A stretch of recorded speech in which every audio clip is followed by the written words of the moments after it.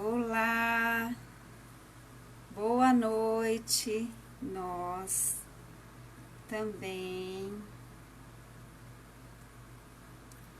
sofremos.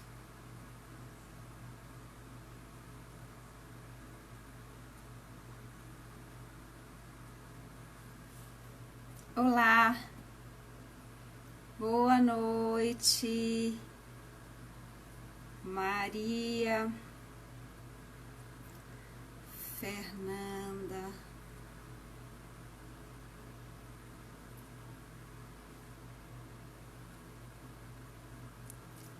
Olá, boa noite. Boa noite, Regina. Vamos testar aqui o nosso som. Está tudo bem por aí com vocês? Tudo jóia? Olá, Mariana. Deixa eu testar aqui o meu som para eu poder ler aqui. Boa noite a todos. Olá, olá. Deixa eu ver quem tá com a gente. A Deia Pires Campos, Filme F,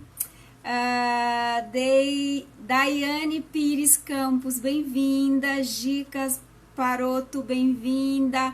Fátima Fernandes, bem-vinda.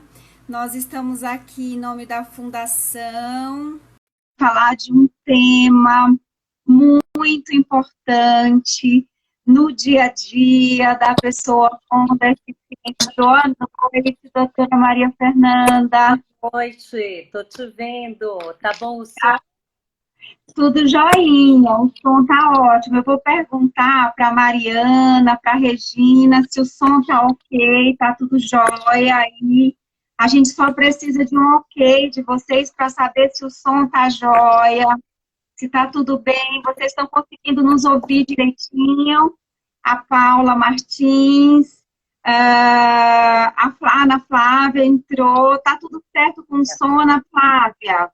A Thaís está aqui com a gente também. O Fernando está com a gente. Boa noite a todos. A gente está só esperando fazer esses ajustes iniciais para começar a conversar. Vou apresentar para vocês. Ó, o som está ok, está ótimo, muito bem, obrigada. Muito bem. Então, acho que a gente já pode começar, não é, doutora Fernanda? Tá ótimo, vamos lá.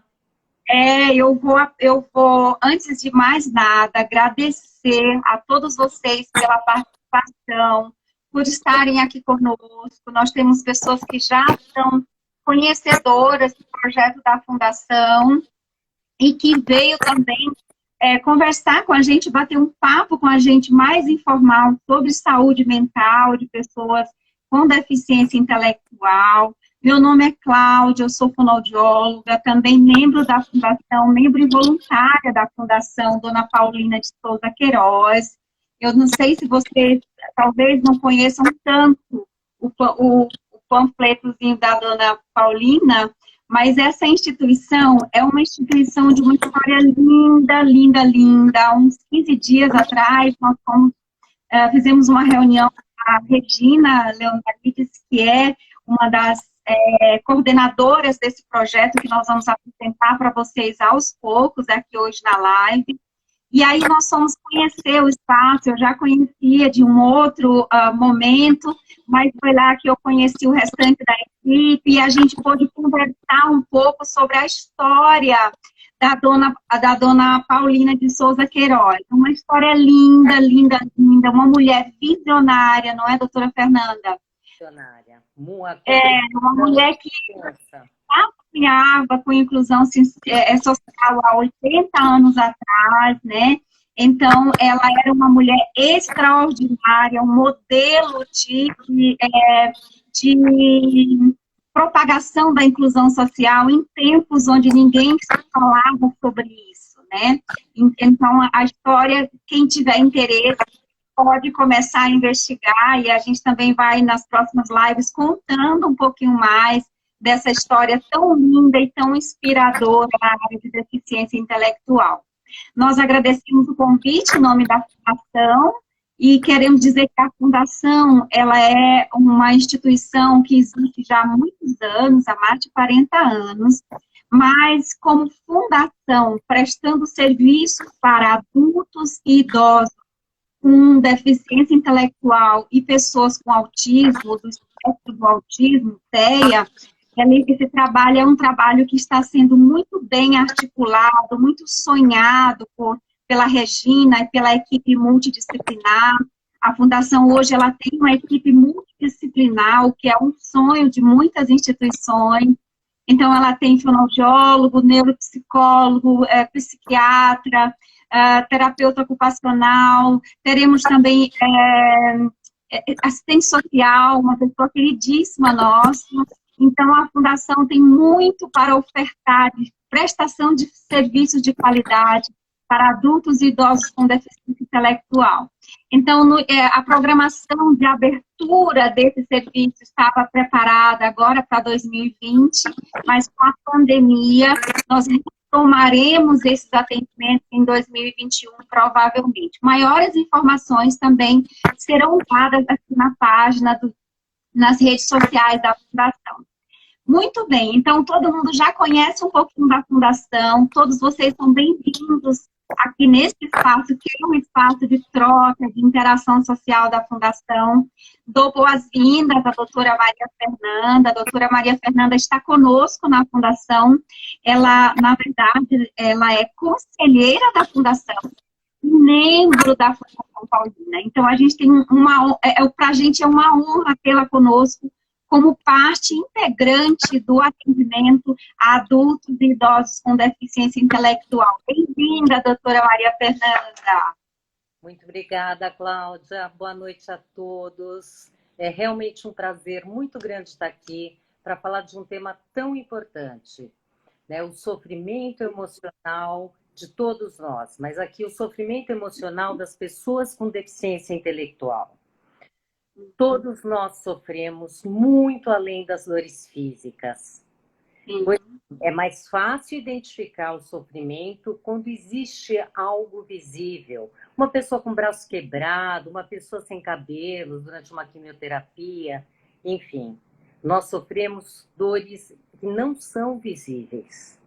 Tá? É a alma que dói, sentimentos que doem. Só que esse sentimento pode ficar tão intenso que em algum momento pode se transformar numa doença. Nem todos nós conseguimos perceber o que está acontecendo, nem todos nós conseguimos falar sobre o que está acontecendo. E quando quando se tratam de pessoas com deficiência intelectual, isso se torna um problema maior ainda, o reconhecer e o expressar. Mas é comum transtorno psiquiátrico em pessoas com deficiência intelectual? Sim, muito. Os estudos pelo mundo mostram que os transtornos psiquiátricos chegam a ser até 6 vezes maior nas pessoas com deficiência intelectual em comparação com as que não têm essa deficiência. Esses transtornos, eles aumentam com a idade, com o envelhecimento, eles são mais frequentes em pessoas com deficiência intelectual leve, e esses transtornos podem ser desde transtornos depressivos, transtornos de ansiedade, síndrome do pânico ou qualquer outro transtorno psiquiátrico. Pode acontecer numa pessoa com deficiência intelectual. Mas o que seria essa história de sofrimento emocional? Sim. Por que todos nós sofremos? Isso. O que você está querendo dizer? Não é normal ficar triste quando algo ruim acontece, ou ansioso quando você tem que enfrentar um problema, uma situação nova, uma situação muitas vezes até boa. Sim, as emoções são saudáveis e necessárias para todos os seres vivos. Tá? Elas são necessárias para a sobrevivência e até para o nosso aprimoramento enquanto seres humanos que vivem em sociedade. O problema passa a existir quando essa tristeza, essa preocupação, ansiedade passam a tomar a maior parte do nosso dia, do nosso tempo, da nossa energia e vão levando a uma desesperança. A desesperança pode levar uma pessoa a não querer mais viver, pode levar uma pessoa a querer morrer, pode levar uma pessoa a querer tirar a própria vida, suicídio. Então, as doenças psiquiátricas são evolutivas e podem ser tratadas para que ninguém mais chegue a esse ponto. E como é que é feito o diagnóstico, afinal, de depressão, ansiedade? Existem critérios. Isso é uma doença, quem faz o diagnóstico é o médico. Mas Doutora Fernanda, é o médico que é necessário excluir causas físicas, como eu vou explicar para vocês. sim, antes de você explicar as causas físicas, antes de você explicar as causas físicas, manifestações desses sinais de transtornos psiquiátricos, eu preciso só deixar bem claro para quem nos escuta que existe diferença entre deficiência intelectual e doença mental. Então, às vezes, esse conceito de doença mental e deficiência intelectual, muitas vezes ele é confundido. As pessoas, elas acham que deficiência intelectual é igual doença mental. Então, deficiência intelectual, a gente é aquele conceito clássico da Organização Mundial de Saúde, né, da Associação Americana de Pessoa com Deficiência Intelectual, que diz que essas pessoas, elas têm um rebaixamento na inteligência, e isso se manifesta através da dificuldade de aprendizagem, principalmente relacionado às ABDs, às áreas de vida, né? Então, isso é deficiência intelectual, falando de maneira bem simples. E doença mental é o que a doutora Fernanda está explicando, que é uma doença com CID, que tem toda uma questão de possibilidade de cura, tratamento, né, paliação. A deficiência intelectual, ela não tem cura, porque ela não é uma doença, ela é uma condição de vida. Então, isso precisa ser ficar bem claro para a gente, ficar bem claro também pessoas com deficiência intelectual, elas podem ter doença mental. Perfeito. Entendeu? Então, assim, isso é muito importante. Pessoas com deficiência intelectual podem ter doenças mentais junto com a deficiência intelectual, que é o que nos propõe esta conversa esta noite com a doutora Fernanda. Mas continue, doutora Fernanda, só uma observação que eu considero muito importante. Eu já parti logo para a minha área. Perfeito. As pessoas com deficiência intelectual podem e frequentemente têm algum transtorno psiquiátrico ou pode desenvolvê-lo. Mas, como eu te falei, o diagnóstico é feito pelo médico, psiquiatra. Mas a percepção de que existe algo errado pode vir da própria pessoa, que muitas vezes não consegue expressar. Ou pode vir das pessoas que convivem com ela, os acompanhantes e todos os profissionais que acompanham. Sim. Por exemplo, você está atendendo alguém, Cláudia, e você percebe que aquela pessoa começou a ficar triste, irritada, mudou algum padrão do humor ou do comportamento. Essa pessoa passou a não render tanto no fazer as atividades que você propõe da mesma forma que fazia antes. Na hora, você vai pensar o que está acontecendo com essa pessoa. Está com alguma dificuldade, está com algum sofrimento, e vai encaminhar para um profissional de saúde mental, que seria o psicólogo e o psiquiatra. Mas como é que o médico vai fazer esse diagnóstico? O médico fará uma anamnese, uma entrevista detalhada desde a gestação, parto, como foi todo o desenvolvimento físico, emocional, quais foram as doenças que essa pessoa teve e histórico familiar, que também é muito importante. Casos de depressão, ansiedade, qualquer outro transtorno, nos irmãos, pais, avós. Tendo feito essa pesquisa detalhada, aí sim o médico vai ver se existem critérios para classificar como uma doença ou uma tristeza passageira que ainda não se tornou um problema. Existem ainda vários testes, escalas para triagem de depressão e de ansiedade. Porém, poucas delas são adaptadas para pessoas com com deficiência intelectual. E não existe nenhuma em português. Atualmente, parece que existe uma pesquisadora em Campinas que está traduzindo, validando uma dessas escalas. Isso é muitíssimo importante, vai contribuir muito. Por quê? Porque vários profissionais de saúde vão poder aplicar esses testes nas pessoas como um check-up. Da mesma forma que se faz um check-up cardiológico, ginecológico, vai se fazer um check-up da saúde mental. Para quê? Para detectar precocemente, poder orientar, detectar quando já é doença, ou então poder prevenir. Sempre pensar em estar atento aos sinais para prevenir.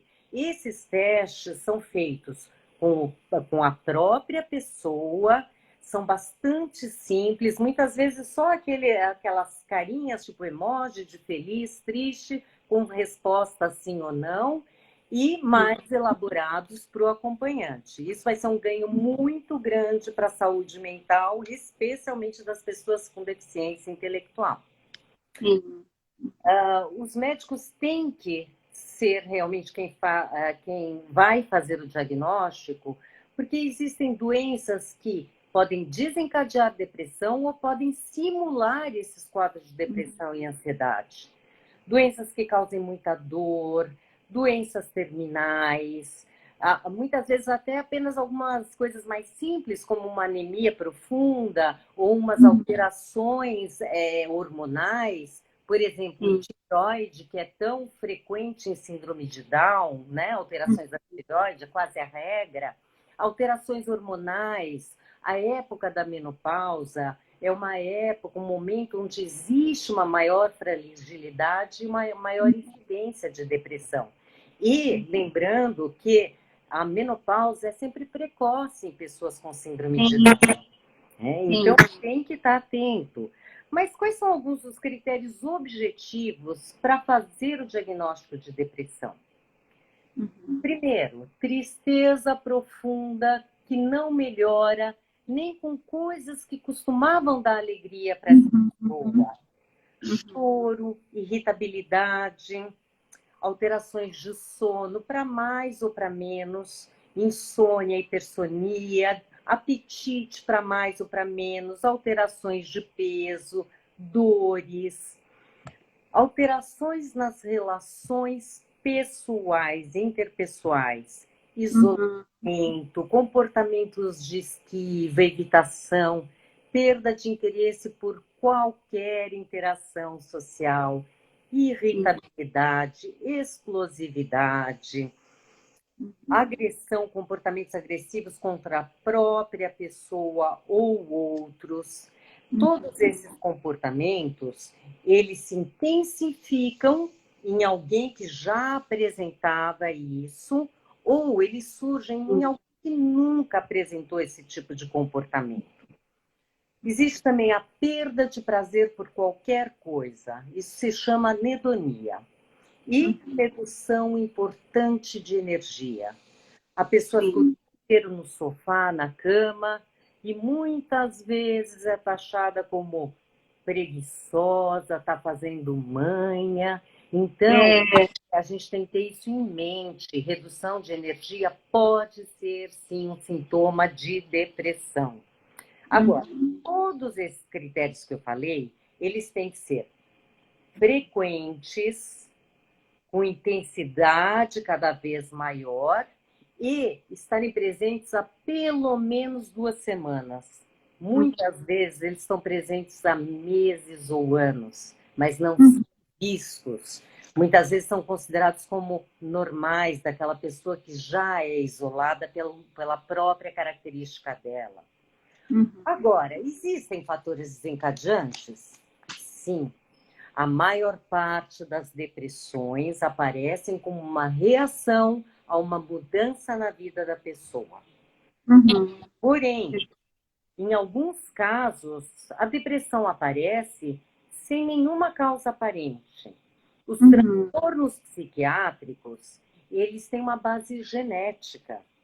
Se Sim. uma pessoa que tem parentes, irmãos, pais, avós, com algum transtorno psiquiátrico, pode apresentar um quadro de depressão ou de ansiedade sem nenhuma causa aparente. Mas quais seriam os fatores estressores que podem dar início a esses problemas? Primeiro, perdas. Perdas de indivíduos, de amigos, conhecidos, de animais de estimação, perdas de emprego, de escola, mudanças de cidade, mudanças de escola, tudo que a pessoa reconheça como uma perda de alguma referência importante para ela. Segundo lugar, acontecimentos que reduzam a autoestima. Fracassos pessoais, em escolas, em empregos, críticas. Violência, né? Assim, nós vamos chegar a isso, que é um ponto muito importante. Muitas vezes, então, rejeição, críticas, sobrecargas de atividades, muitas vezes com a intenção de superestimular aquela pessoa. São tantas atividades ao mesmo tempo que isso leva a uma estafa, a um rendimento pior, uma sensação de inadequação, mais frustração. Doenças físicas também podem ser fatores desencadeantes. Como eu falei, desde doenças mais graves até alterações hormonais e até mesmo uma anemia.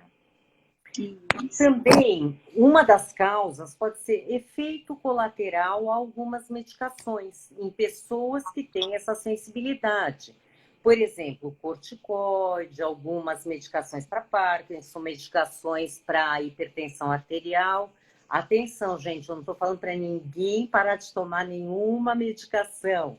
Todas as medicações, quando forem de orientação médica, devem ser continuadas.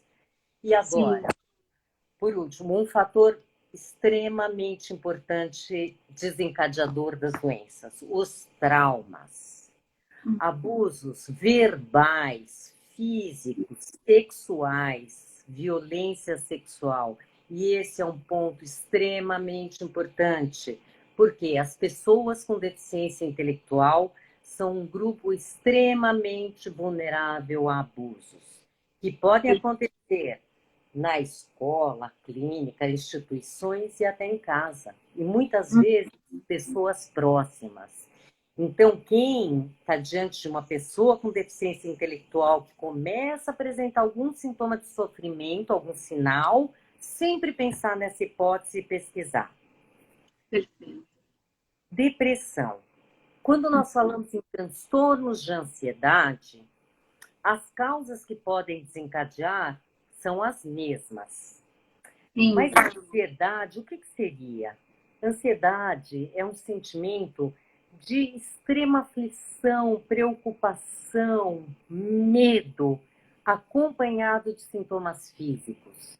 E pode ser desde aquela bola na garganta, aperto no peito, gastrite, diarreia, tremores, sudorese, falta de ar, respiração ofegante, perda de sono, perda de apetite, perda de peso. A ansiedade é uma maneira do corpo e da mente reagirem a alguma situação considerada intimidadora para a pessoa. Que pode ser ameaçadora, intimidadora, que pode ser tão pequena quanto uma agulha. Existem pessoas que têm essas fobias específicas. A pessoa que tem esse tipo de fobia, ela não consegue tirar um exame de sangue, é uma medicação injetável, não é frescura, é um sofrimento imenso. Tá? Essa situação intimidadora, para um, não é a mesma do outro, para o outro. Então, nunca pode se desvalorizar, minimizar a causa de sofrimento de alguém. Sim. Essa preocupação exagerada, em geral de cunho negativo, irritabilidade, ela leva a pessoa não conseguir mais desenvolver ou atrapalhar as suas atividades diárias e as suas relações sociais. Sim. E os mesmos critérios de depressão. Esses sintomas precisam ser intensos e frequentes por pelo menos 2 semanas. De novo, às vezes estão lá meses e anos e nós que não olhamos. Dentro dos quadros de transtornos de ansiedade, existe o transtorno de ansiedade generalizado, TAG, um dos mais frequentes, onde qualquer pessoa, qualquer situação, qualquer pensamento pode desencadear todo esse sofrimento mental e físico. Existe o transtorno de ansiedade social.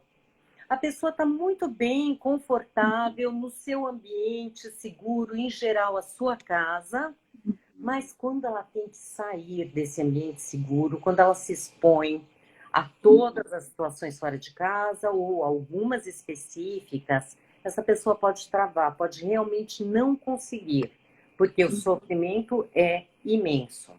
Existe um outro transtorno, que é o transtorno de estresse pós-traumático.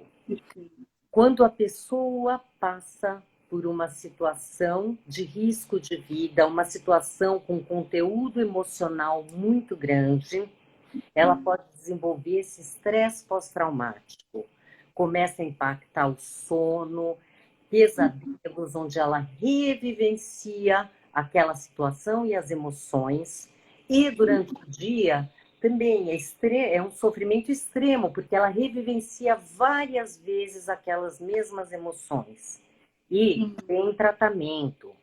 Existe um mutismo seletivo.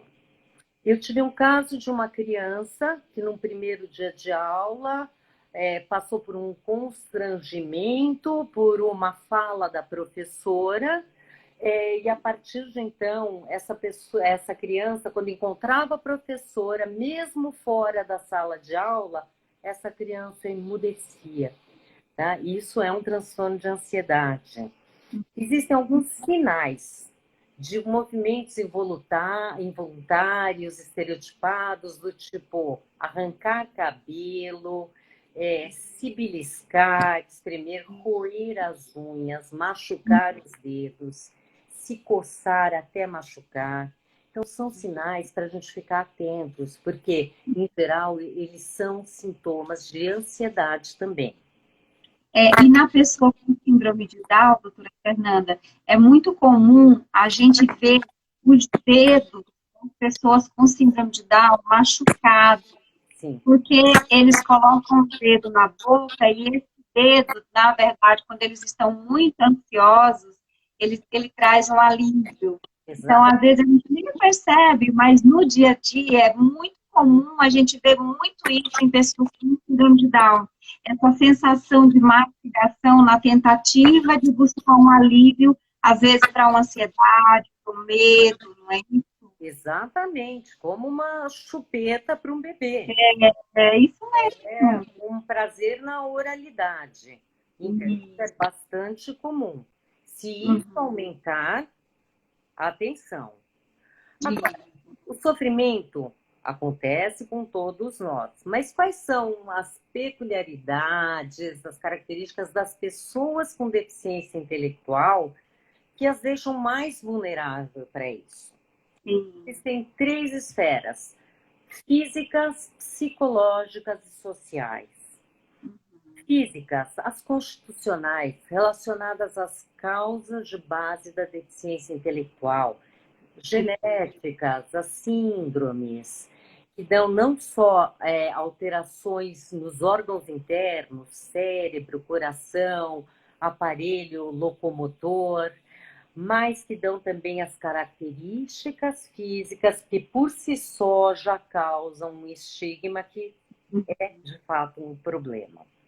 Isso Os mesmo. fatores psicológicos, déficits de compreensão e de comunicação, né, que levam a frustrações pela dificuldade e às vezes impossibilidade de expressar as emoções. Uhum. Dependendo do grau de deficiência intelectual, a pessoa não consegue saber o que está errado, mas ela sabe que algo está errado e não consegue expressar. Outra característica psicológica, baixa autoestima, baixa autoeficácia e baixa autonomia.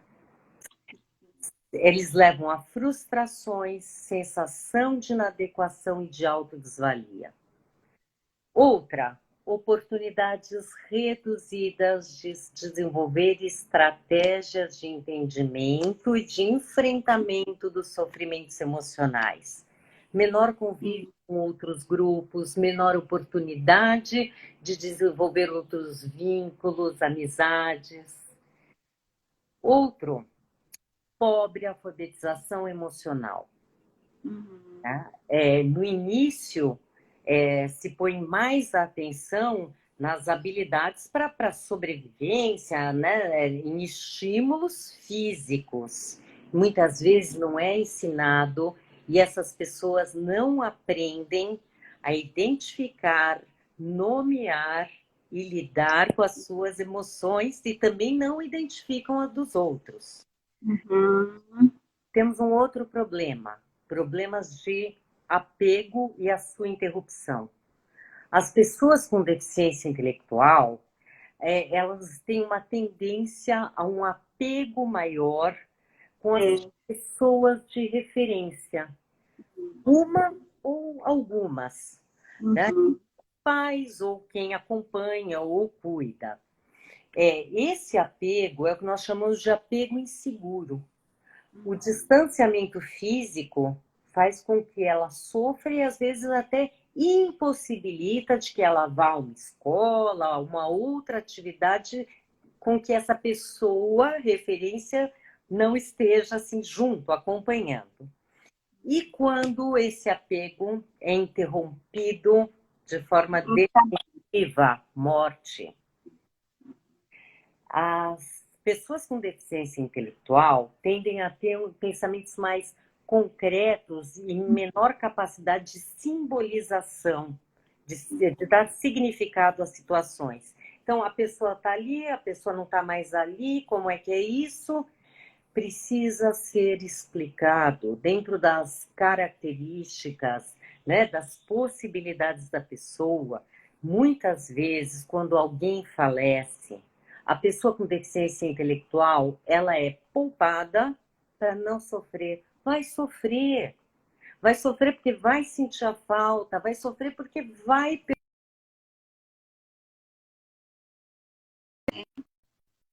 Fala um pouquinho aqui, fala. Estou explicado que o sofrimento é normal, o choro, a tristeza, sentir falta. Se isso não for explicado, a pessoa não vai ter condições de elaborar minimamente algum tipo de luto e esse sofrimento latente, em algum momento, vai poder virar uma doença, sim. E falando especificamente de adultos com deficiência intelectual, realmente a gente tem que falar na Fundação Dona Paulina. A sobrevida está aumentando. O número de pessoas adultas com deficiência intelectual está aumentando. Poucas instituições, organizações ainda olham, cuidam disso. Lembrando que as pessoas que estão envelhecendo com deficiência intelectual, os pais já envelheceram, às vezes até faleceram. Então, toda a minha admiração à Fundação Dona Paulina. O terceiro fator peculiar aí às pessoas com deficiência intelectual, o fator social. Existe um acesso limitado às redes de suporte especializadas, porque elas ainda são poucas, porque muitas vezes não existe a divulgação adequada e o acesso muitas vezes também não é fácil.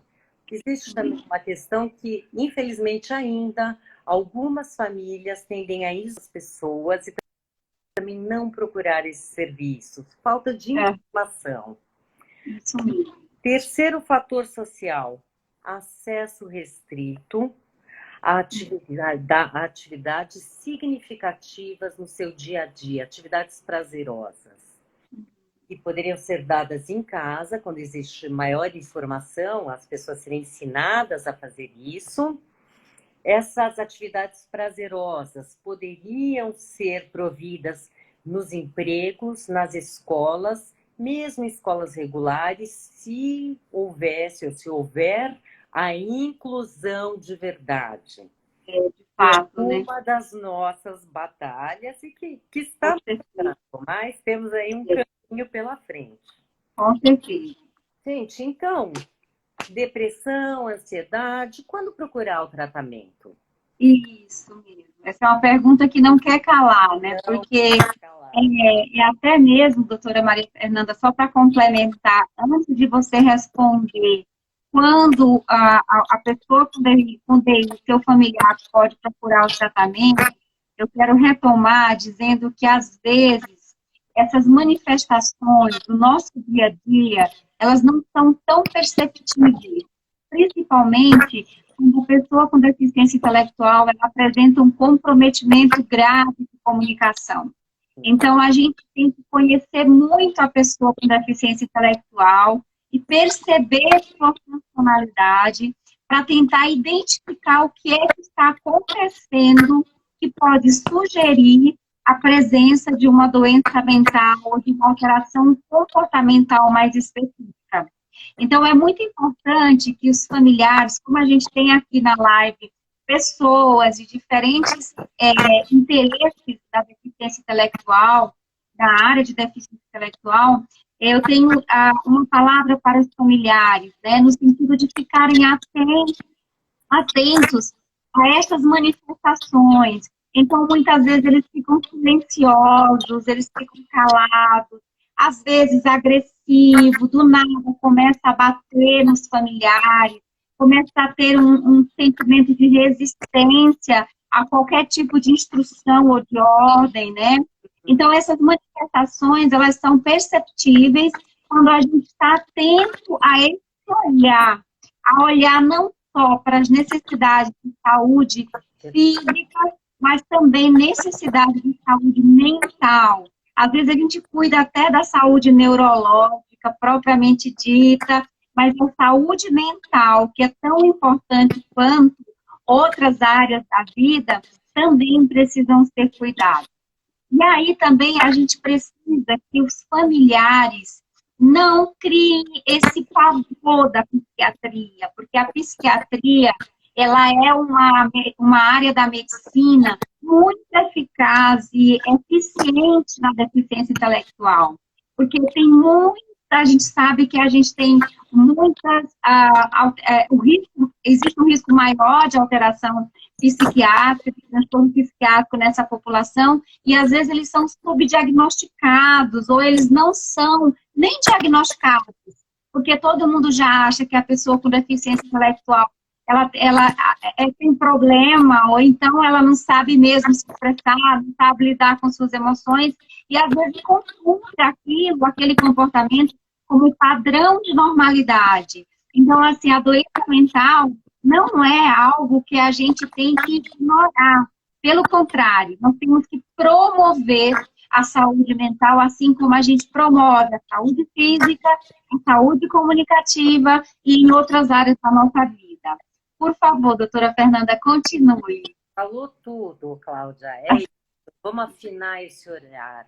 Vamos afinar a empatia com o emocional. Sim. E daí, quando eu procuro esse tratamento? Sim. Então, para o repetitivo, é o que você falou, o que eu falei. Quando surgir, primeiro você tem que estar atento.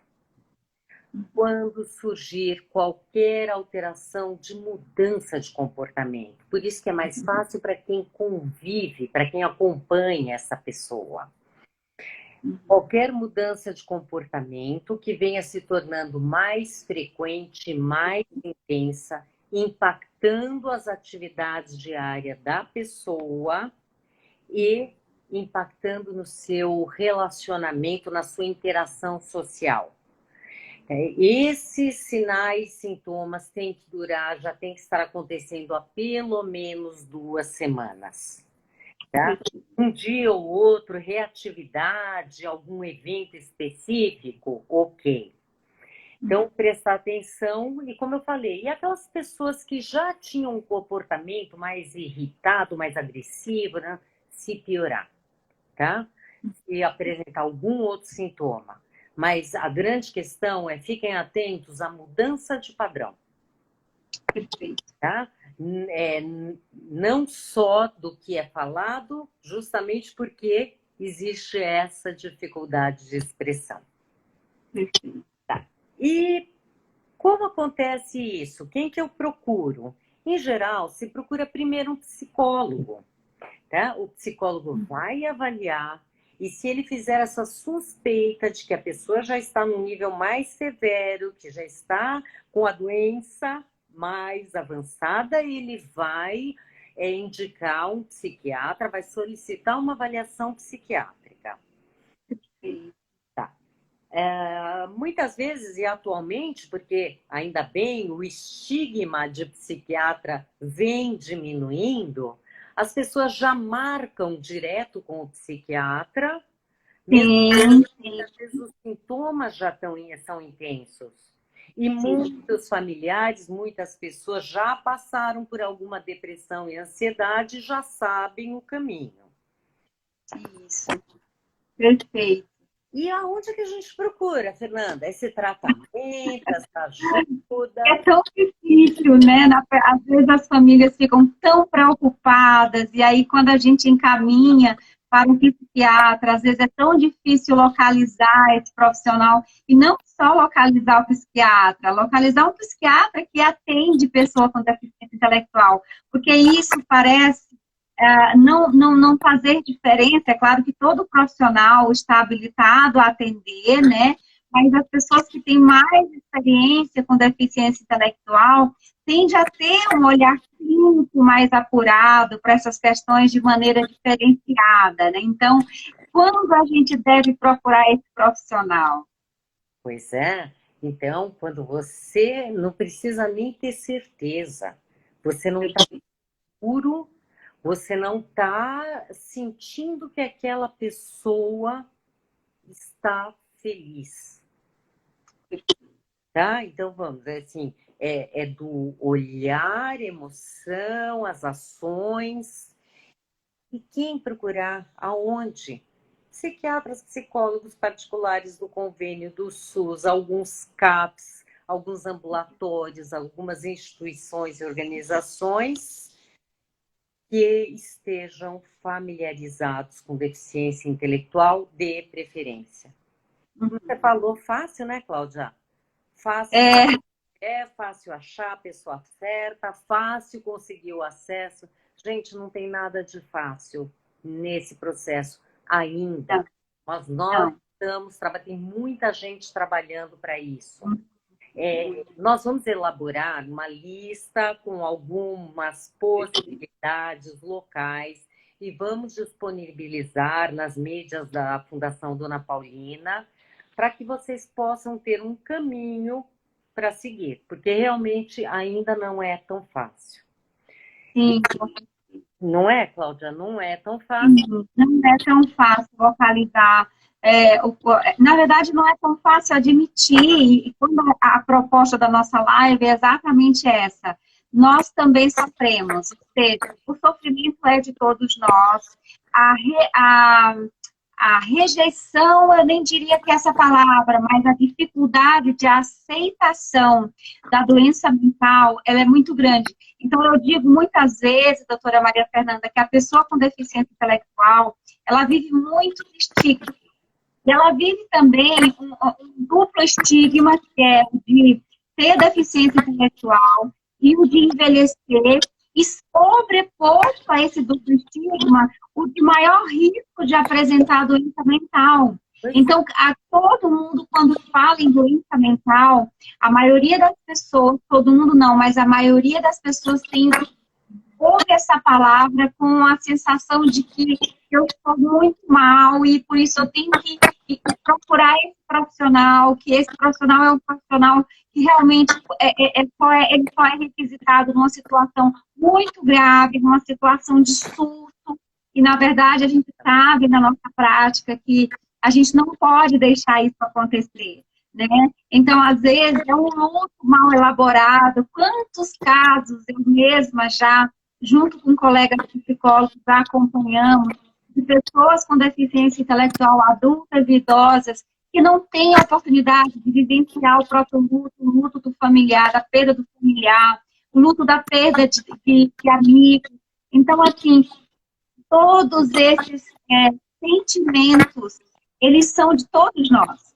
Todos nós sentimos alteração de humor em algum momento, todos nós podemos ter depressão, todos nós podemos ter ansiedade. Alguns, como a doutora Maria Fernanda explicou, com maior tendência, né? Outros com um ambiente muito estressor, que por mais que não tenha tendência genética, mas tem um ambiente tão opressor e estressor que vai gerando nessa pessoa uma maior probabilidade de desenvolver doenças mentais, né? Então, é realmente perder o medo da psiquiatria e entender que essa é uma especialidade que vai compor a saúde e a qualidade de vida e aumentar a longevidade da pessoa com deficiência intelectual. Aumentar a longevidade e a qualidade de vida, como você falou. Existem um estigma, né? Então, o psiquiatra também é estigmatizado. Com certeza. Ainda, o psiquiatra é o médico que trata as alterações cerebrais relacionadas às emoções, assim como o cardiologista trata a pressão alta, o pneumonia. Então, o psiquiatra é médico de louco. Você ter depressão e ansiedade não te faz uma pessoa louca. Médico precisa combater esse estigma, isso só com informação. E essa aqui é a nossa intenção. Tá? Depressão não é fraqueza, não é culpa dos pais, não é... Nós vamos enfrentar isso juntos e numa equipe multidisciplinar, sempre que possível. E qual é o seu tratamento? De ansiedade. Primeiro, depende do diagnóstico da doença, depressão, que tipo, ansiedade, qual a severidade da doença. Para o médico poder orientar um tratamento. As depressões e ansiedades leves a moderadas, elas podem ser tratadas, costumam responder a técnicas de psicoterapia, psicólogos, que vão adequar àquela pessoa as suas possibilidades, as melhores técnicas. Para quê? Para que a pessoa consiga identificar as suas emoções, seus sofrimentos e desenvolver recursos para lidar com eles. Quando a pessoa não está melhorando, ou quando já é um caso mais severo, vai direto ao psiquiatra, como nós falamos, e o psiquiatra vai tratar com medicação? Sim. Quais? Antidepressivos, ansiolíticos, medicações para regularizar o sono, as medicações necessárias para tratar, não só para tratar sintomas, para tentar tratar a doença. Maravilha. As pessoas ficam muito preocupadas com a questão de medicação. Isso mesmo. Né? E antes de você falar nesse aspecto, eu gostaria que a gente até desmistificasse um pouco a indicação terapêutica medicamentosa para pessoas com deficiência intelectual na fase adulta, em qualquer fase, mas principalmente na fase adulta e no envelhecimento, que existe uma demanda maior, né, de controle, de indicação medicamentosa. Então, eu conheço muitos familiares que não tiveram boas experiências com esse modelo de intervenção, e muitos dessas pessoas desistiram de fazer uso medicamentoso, porque precisa dosar, e a doutora Maria Fernanda vai explicar a importância de você monitorar essa dosagem, a frequência de retorno no atendimento para esse monitoramento, e às vezes é difícil para a família fazer esses retornos, né? Existe um tempo de adaptação do organismo a esse medicamento, às vezes durante esse período, esse tempo, esse período de adaptação, às vezes é desgastante para a família. Então, doutora Fernanda, nos fale um pouco mais do uso medicamentoso, da indicação medicamentosa para pessoas com deficiência intelectual. Então, a psiquiatria vem se desenvolvendo muito nas últimas décadas, isso não é tão recente, assim como o arsenal terapêutico. O psiquiatra cada vez mais está tomando a sua postura, que deve ser como médico. Ele tem que entender das doenças físicas, entender essas possíveis interações medicamentosas. Quando o psiquiatra estuda um pouco mais sobre pessoas com deficiência intelectual, ele vai também entender quais as medicações seriam mais indicadas e as interações com as outras medicações. O ideal seria uma medicação que não desse efeito colateral nenhum.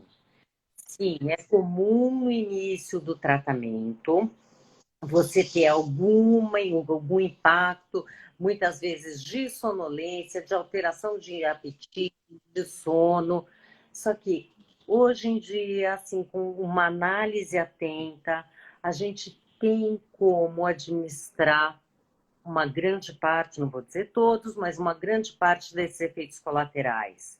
Por exemplo, você inicia uma meditação à noite para que ela tenha aquele pico naquele momento e a pessoa não sinta os efeitos colaterais. Uma medicação que pode dar enjoo no início, você já dá um antiemético, uma medicação para isso.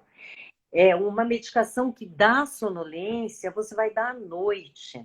Então, assim, Fernanda, isso é básico? Pois é, isso é básico. Mas nós estamos refinando isso e é importante frisar que as medicações funcionam na pessoa com deficiência intelectual com a mesma eficácia do que nas outras pessoas que não têm essa deficiência. Agora, é claro, é preciso uma análise mais profunda que começa com aquela anamnese para entender tudo sobre a pessoa e conseguir eleger as melhores medicações. Hoje em dia, nós temos até o teste farmacogenético, tá? Sangue ou saliva, aquele teste vai mostrar as medicações que vão dar mais efeitos colaterais, as que vão dar menos efeitos, as que vão dar mais potência de efeito. Então, a mensagem está muito melhor. As pessoas que tiveram experiências ruins devem procurar de novo, se for necessário, porque nós temos mais arsenais. E quanto tempo dura esse tratamento? Vai depender do caso, vai depender do acompanhamento, da resposta da pessoa àquelas medicações, que muitas vezes não é uma medicação só. Mas, tão logo as medicações surtam o efeito necessário, você vai começar a avaliar quanto tempo tem que ficar e a possível retirada. É como antibiótico. Então, você está com dias, são lá 10 a 14 dias de tratamento. Se você começa a melhorar e para, a chance de você ter uma recaída é imensa. Então, muitas vezes, também a família ou para, porque já começou a melhorar um pouco, ou para, porque tem um pensamento mágico de que aquilo vai demorar, que aquilo é que nem um Tilenol, que vai tirar a dor, e que as medicações psiquiátricas, elas demoram de 2 semanas a 2 meses. E, muito frequentemente, é necessário a troca. E as pessoas se preocupam, ele vai ficar viciado nisso, né? As medicações viciam. Não, o vício é quando você precisa aumentar cada vez mais a quantidade da medicação para ter o mesmo efeito. Perfeito. Isso não acontece, tá? A não ser que se use o ansiolítico, Lexotan, Rivotril, enfim, algumas medicações que são apenas sintomáticas, não tratamento. Eu estou vendo que estamos avançando aí na hora, hein, Cláudia? Então, você sabe quantos minutos a gente só tem? A gente só tem exatamente 3 minutos para fechar a live, porque quando completa 1 hora, o Instagram derruba a gente. Então, eu acho que vale a pena depois a gente voltar para conversar mais sobre esse tema, para fazer uma live question de tirar dúvidas para as famílias, para as pessoas, para os seguidores do Instagram, tanto do nosso Instagram, do meu Instagram, do seu e da fundação principalmente, porque é um assunto que saúde mental há muito a se explorar na deficiência intelectual. A gente teve várias perguntas aqui, a gente não vai conseguir responder a todas. Eu vou tentar puxar uma perguntinha que eu acho que é de extrema relevância, em ver se a doutora Maria Fernanda consegue responder, porque eu preciso de 2 minutinhos para tentar salvar a live, senão a gente não consegue salvar, tá? Então, aqui tem vários elogios para a doutora Maria Fernanda, para a Fundação, dizendo que foram informações de extrema relevância, que a doutora Maria Fernanda consegue passar, falar de um assunto tão delicado, com tamanho coração humanista, né? Então, gente falando que a saúde mental é imprescindível. E aí alguém perguntou quando começar a prestar mais atenção nos casos com DI mais velhos, né? Você tem 1 minuto só para responder. Eu não vou nem dar uma mensagem final. Vamos lá. Vida, dê uma mensagem. Responda e tente dar uma mensagem final, porque a gente foi falando, você foi falando e a gente foi se empolgando. Os casos com DI mais sérios são onde justamente você tem que pesquisar nas pessoas que estão acostumadas com o padrão daquela pessoa. Em geral, uma resposta mais física, mais explosiva para fora, de externalização ou de total isolamento. Perfeito. Eu vou tentar dar essa mensagem final, pode ser? Pode, querida. E olha que a gente nem falou de pandemia, que é algo que a gente vai voltar de novo para a gente conversar. Porque isso é muito importante. Diga uma mensagem final para todos nós. Todos nós sofremos. Mas quando você estiver diante de uma pessoa em sofrimento, qualquer um de nós, é preciso olhar atento, paciente, o olhar empático. É preciso a escuta atenta, amorosa, não só do que a pessoa está tentando nos falar, mas escuta das entrelinhas e até a escuta do que aquela pessoa está tentando nos falar com o seu silêncio. Sim. E deixo ainda a frase da doutora Cecily Saunders. O sofrimento humano só é intolerável quando ninguém cuida. Isso em qualquer momento da vida, para qualquer pessoa. Eu agradecer, então, me coloco aí à disposição para mais bate-papos e falar da pandemia, que está, sim, piorando a saúde mental. Por outro lado, a saúde mental nunca teve tanta visibilidade, e isso veio para ficar. Tá? O objetivo era passar que não é na pandemia que isso está acontecendo. Sempre aconteceu o sofrimento emocional, não era visto, vai continuar acontecendo. Então, vamos olhar para a pessoa muito além do momento, que é, na verdade, muito triste. Excelente. Então, A gente agradece a você em nome da Fundação mais uma vez. Muitíssimo obrigada. Doutora Fernanda, que delícia é te ouvir, que delícia ter você como nosso parceira na promoção da saúde da pessoa com DI, adulto e idoso, né? E nós queremos que você volte mais vezes. Um beijão para quem nos assistiu.